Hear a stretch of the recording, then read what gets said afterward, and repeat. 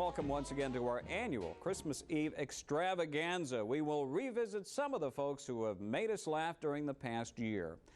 The first subject we tackle tonight is that of food. We have done 2 or 3 food stories over the past year, and here are some of the better ones. Here in the University Center, students can get pretty much whatever they're in the mood for. A nice omelet, a burger, some good old-fashioned Tennessee barbecue. But good as all that is, sometimes young people want to broaden their horizons, and that's why UT has installed a sushi bar. Every day the staff rolls out those tasty Japanese treats. Treats that, quite frankly, have not traditionally been a major part of the East Tennessee diets. Now, what is that? This is eel. Eel? Eel? Yes. Ew. Tastes like a chicken. Of Yeah, course it does. is. What is tuna. that? This is tuna. Is it done? No, it's raw. It's raw? Raw. It's Shouldn't good it go for back you. to the kitchen? No need. Ready to eat. Oh, raw. Yes, it's raw. Now that raw part is what puts some people off. Sushi is popular, there's no question about it, and a lot of people like it. Which would you prefer, a hamburger or sushi? Sushi. Good stuff. I think I'm going to change my diet from now on. But some people, well, they're slow to accept something different. I hear it's your birthday. Thank you. Have one. No. No, have one. No. Come on. You gotta have one for your birthday. Pretty good, huh? Here, wash it down with this Starbucks coffee. No. Well? I mean, it's not that bad, but... Oh, there's a testimonial. Look in the camera and hold it up and say, it's not that bad. It's not that bad. Oh, by the way, birthday girl finally gave in. You're loving it, I can tell. Pretty good, huh?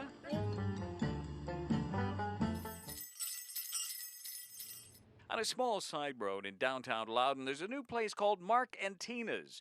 And while they have a pretty big menu, Mark and Tina are fast gaining a reputation for omelets. And they make them pretty big. Well, I ate a 6-egg omelet the other day, and I didn't eat for the rest of the day. But by Mark and Tina standards, a 6-egg omelet is for sissies. They have what they call the Monster Omelet Special. If you can eat it in 30 minutes, it's on the house. If you can't, it's $10. And they keep score. It looks like you have many more losers than winners. Yes. Kind of like the Tennessee lottery. Yep. Yeah. We had one winner do it in 15 minutes and then ask for coconut pie. Oh, man. It is quite a meal. 15 eggs, plus all the ham and sausage and green peppers and onions and cheese. The whole thing weighs between 3 and 4 pounds. We offered a monster omelet to one woman who said she was an athletic type. Oh, so you're a tennis player? I love tennis. That's what you need. You need to eat that and then go out and play around at tennis. How would that work? If it guarantees a win, I'll do it. It would probably guarantee a heart attack. Luckily, Channel 10 photographer Scott Liston hadn't had breakfast yet and agreed to give it a try.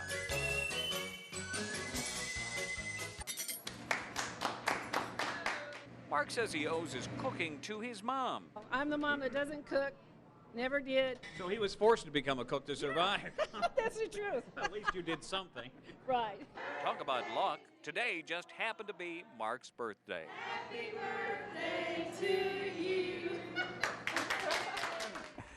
Well, the subject is food, but keep in mind that food is in the eye of the beholder. And we warn you, some of the images you may see could be disturbing. For weeks, cicadas have been partying in the trees like these above Smoky Stadium. But all parties have to end, and soon they find their way down to the outfield for one last dance. And then they die. That's all there is. Well, actually, there is one more step in the process. Yep, it's a cicada cookout on the radio. 64 degrees, Phil and Gina in the morning on 100.3 The River. Phil and Gina have invited outdoor writer Bob Hodge to come and fry up some good old cicadas and a few friends to share the delicacy. Bob brought along 200 of the critters. Ted Hall thinks he'll enjoy them because they got little wings and veins and beady red eyes. Gina is equally excited. I don't eat tomatoes because they're squishy. What am I going to eat, a bug? Bob's recipe is easy: a dusting of flour, a brief time in the frying pan, and heavy on the salt. It's East Tennessee, grease and salt. Phil starts out with a pledge to his wife. Just honey, do it. I promise I'll brush my teeth real good. And Ted does indeed like them, and like a seasoned pro, offers advice. Just don't look at what you're eating, kid. Of course, there are some people who'll eat anything tasty. Yep, cicadas are delish. Would you take a hamburger or a cicada? A hamburger. Well, it's all up to Gina. Will she or won't she? Nothing to it. Oh, she did it. Welcome. All right, that's good. When we come back, we'll enjoy some of the benefits of rural East Tennessee. Don't go away.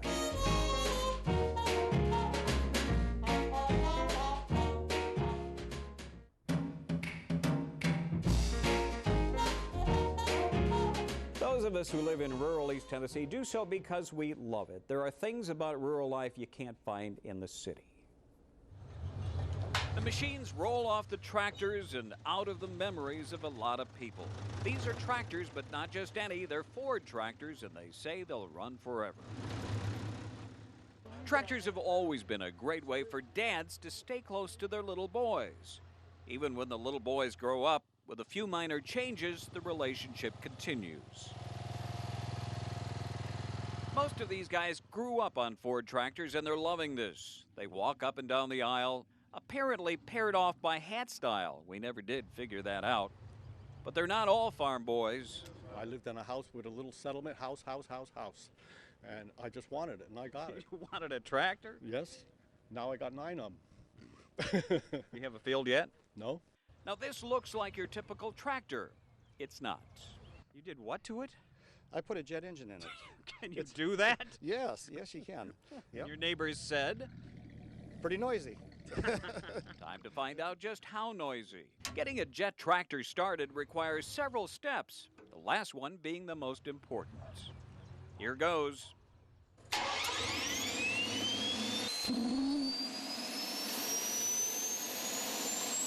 Do you see that catching on in the agriculture community? Probably not, because the rows are going to be too short for it. And that's one of the problems Marvin Bauman had to address, cutting down those RPMs.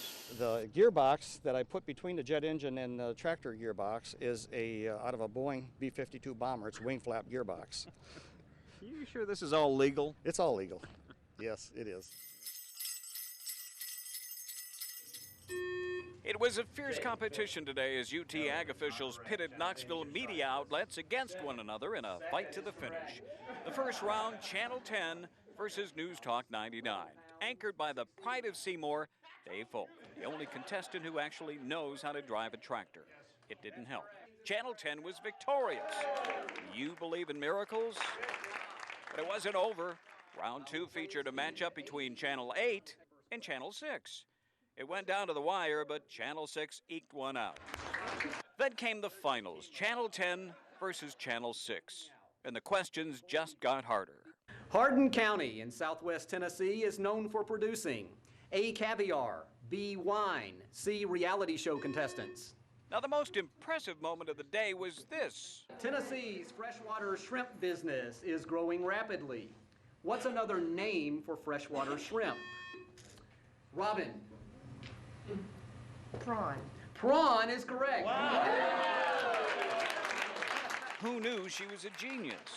And it was answers like that that proved the difference as we pulled ahead and hung on to win. The competition was gracious in defeat. Yeah, it's kind of like missing a forecast. Of course, it's not surprising we won. Our team just had the right credentials. I'm an Aggie. That counts. I watched Green Acres. But you know, it's Dave Folk who really knows his stuff. In Tennessee, you can get cheese, goo-goo clusters, you can get corn, and in some places you can even get distillates of corn. Like in a jar? Yes, a mason jar. Where? Now just tell me. Now, there are things about rural life that are somewhat mysterious, even scary.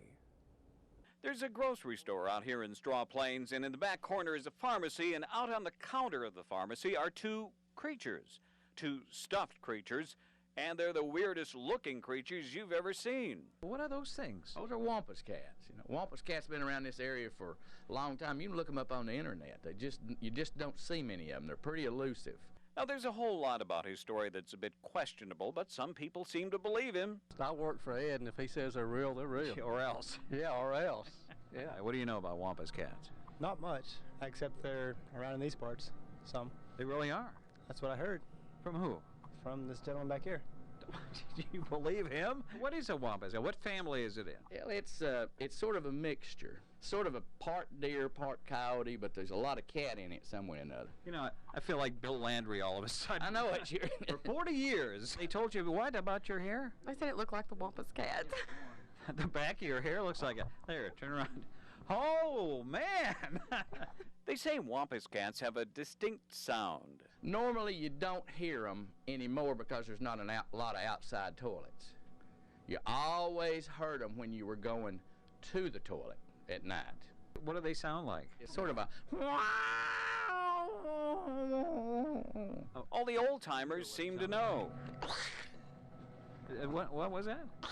Wampus, wampus. Sound like he sprung a leak. Now, what does a wampus cat sound like? Now, that's Howard Dean. When we come back, we'll go back to food, but with an added twist. A couple of lively senior citizens.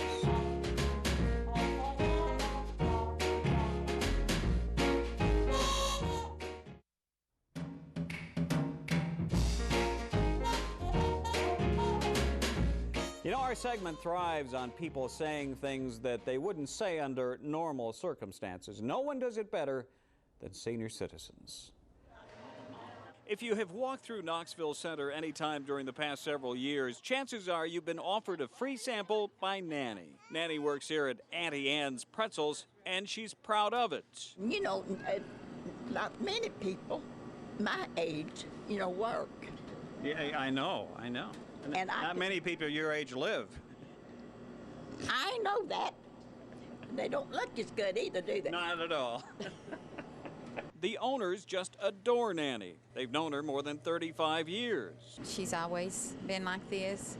It's amazing to me, though, that she's still where she is. She's just been a real inspiration to everybody that works around her. And the feeling is mutual. I couldn't be with a better person, to work with than Jeanette and Tom. Because I don't care too much for Tom like I do Jeanette. He knows that. Nanny has trimmed her work schedule down from the 7 days a week she used to work. What do you do on your days off? Watch television? Oh, well, yes, I used to watch Dr. Phil. Used to? I just quit watching him because he talked out of my line. Like what? You don't want me to tell you? What? He's talking too much about sex now. Nanny is perfect for this job, mainly because of her obvious love of people. I pray for the people that walk through the mall. I don't know who they are. I see their faces. I said, Lord, you know who they are. I don't. You know their needs. And I pray for you, too. Well, thank you. I can't ever think of your name. Will you pronounce your name for me? It's Schwall.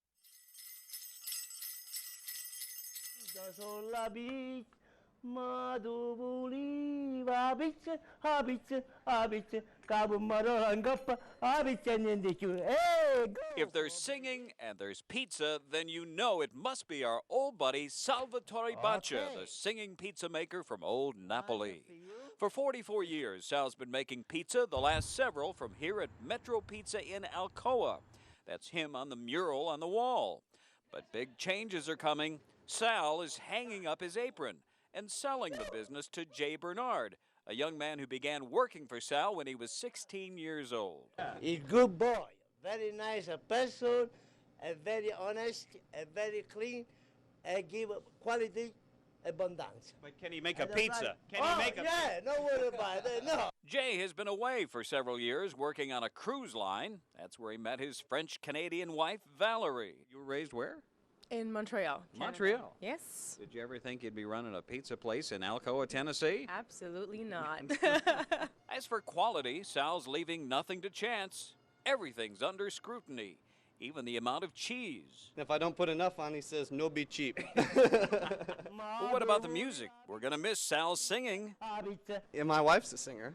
But isn't she French-Canadian? Quand il me prend dans ses bras, il me parle tout bas, je vois la vie en rose. Oh, I like that better than Sal. Welcome to Tennessee. Well, thank you. When we come back, two topics, birds and politics. Not that far apart.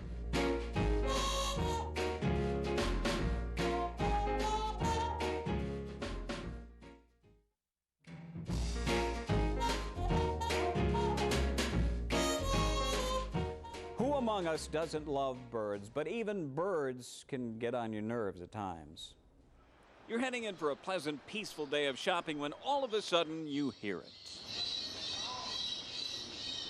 The sound of birds, big birds. Not the kind of birds you generally hear at the mall.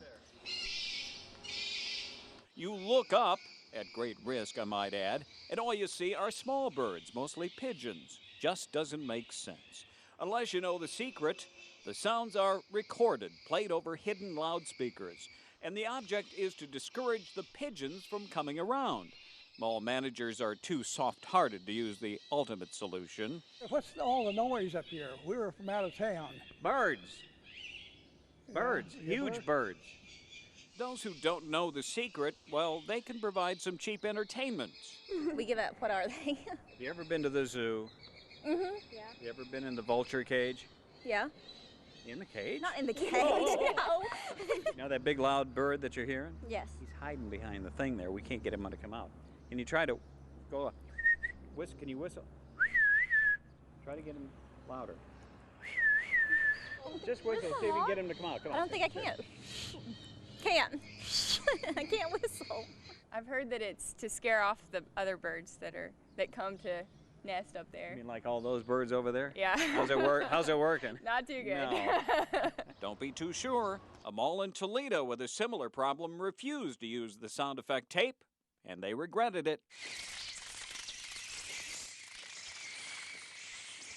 As you know, 2004 was an election year. We don't normally do political stories, but so much was made of the youth vote this year, we thought we'd check it out. It's presidential election day here at Bluegrass School. It doesn't count, at least in the real world election, but it's good for the kids. Each kid gets to secretly mark a ballot and drop it in the box. And they have poll workers here just like the real thing. Can't have anybody voting twice or, voting for a candidate that doesn't exist. I did hear somebody wanted to vote for somebody named Betty, but I don't think there's anybody named Betty actually running. The whole event is designed to get kids excited about politics. It's boring. How can it be boring? Because people just talk the whole time. Exit polling here is fascinating. So I voted for Bush. Oh, you did? How come you voted for Bush? Who'd you vote for? Kerry. Well, how come? Because he's my favorite president. Oh, well, not yet. He's not. Who do you think's going to win? Bush. Bush. But then again, you also thought the Cardinals were going to win, didn't you? Yeah. Yeah. Okay. Thanks. So who'd you vote for? Kerry. Oh, Kerry. How come? Because he's nice and George W. Bush already been president. Oh, so give somebody else a chance. Yeah. Okay. Thank you. You going to tell me who you voted for? It's a secret. Well, you can tell me. Who am I going to tell? Just look. You're a what? A mugwump. And what's a mugwump? A mugwump is a person who votes for either a Democrat or a Republican. They don't go with just one. Well, who do you vote for? I'm for whoever my mom tells me to. Well, that is our show for tonight. Thanks for joining us, and thanks for all your cards and letters during the past years. We got 2 or 3? Yeah. Keep them coming, at any rate. And from our station to your house, a very Merry Christmas.